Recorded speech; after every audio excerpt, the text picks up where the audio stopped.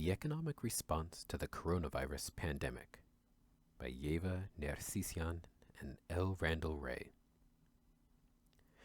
As the coronavirus, COVID-19, spreads across the United States, it has become clear that, in addition to the public health response, which has been far less than adequate, an economic response is needed. Yet the usual policy approaches of monetary and fiscal stimulus take aim at the wrong target. The Fed's dramatic between meetings interest rate reduction already proved futile. That was designed to boost Wall Street, but at best the impact on share prices lasted mere hours and exhausted most of its ammunition. On the fiscal side, the president pushes for a payroll tax holiday, while some economists are recommending cash giveaways to quickly put money in people's pockets. Jason Furman has proposed a one-time payment for all citizens or tax-paying residents and every child. A week ago, I thought $1,000 per adult, $500 per child. Now, I double or triple that. Both proposals would make sense if we were dealing with the usual problem of insufficient aggregate demand, but it is hard to justify them as a solution to a problem of supply. The Institute for Supply Management reports supply disruptions for 75% of companies surveyed. Tens of millions of workers around the globe have already been forced to stay home from work, and quarantines will spread across the United States. What will people buy with the quick cash as the global supply chain comes to a screeching halt? A $60 hand sanitizer? Perhaps. What is more important is a set of policies that tackles the health crisis head-on while also mitigating the economic uncertainties faced by households and their communities. These include 1. Full coverage of medical costs associated with testing and treatment of COVID-19. 2. Mandated paid sick leave and full coverage of associated costs. 3. Debt relief for families. And 4. Swift deployment of testing and treatment facilities to underserved communities. We will probably still need some demand stimulus, but these 4 steps require immediate attention.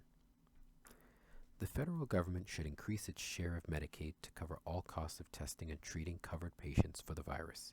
Incredibly, the Trump administration has just prohibited state use of Medicaid funds to respond to this crisis, even though that was permitted after the 9/11 terrorist attacks, Hurricane Katrina, and the H1N1 flu outbreak. This will relieve state budgets. Additionally, Medicare coverage, now limited to those age 65 or older, should be extended to all ages for testing and treatment for COVID-19. All medical care facilities that currently accept Medicare patients would be reimbursed at Medicare rates for such treatment, with no out-of-pocket costs. We should also ramp up testing, following South Korea's example, to gauge the extent of the pandemic, improve containment, and mitigate uncertainty. Last week, emergency paid sick leave legislation was introduced into the Senate, but blocked by Senator Lamar Alexander on the argument that it would impose the costs on employers. House Democrats introduced the Families First Coronavirus Response Act to supplement privately supplied sick leave with federal funding for workers through an application process. That would be a good start, but we need an immediate and universal program to include workers in small firms without putting additional financial stress on small employers.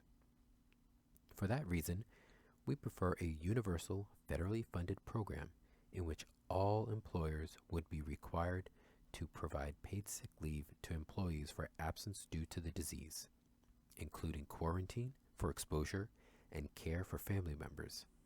Employers would receive a refundable tax credit for wages paid to those on leave for the duration of the epidemic. The president has suggested tax postponement for affected families. Some Democrats are also suggesting that payments on student loans and federally guaranteed mortgages could be postponed. There also is a proposal for an additional $50 billion allocated to the Small Business Administration to provide loans to affected areas. All of these ideas are a good start, but because the economic effects will linger far beyond the viral epidemic, we need to make progress on permanent relief for families overburdened with student loan debt and mortgage debt. In response to the crisis, China famously built new hospitals from the ground up in a matter of days. The United States has already wasted months it could have used to prepare for the epidemic's spread. While the United States will not build hospitals in a few months, we must expand treatment capacity in underserved areas around the country. Our response so far has largely been to send infected people home to self-quarantine, where they expose others to the disease. Clearly an inadequate response. We need to protect communities and to provide care even for those who are not seriously ill. Temporary field hospitals will need to be dispersed around the country to deal with the inevitable explosion of infections.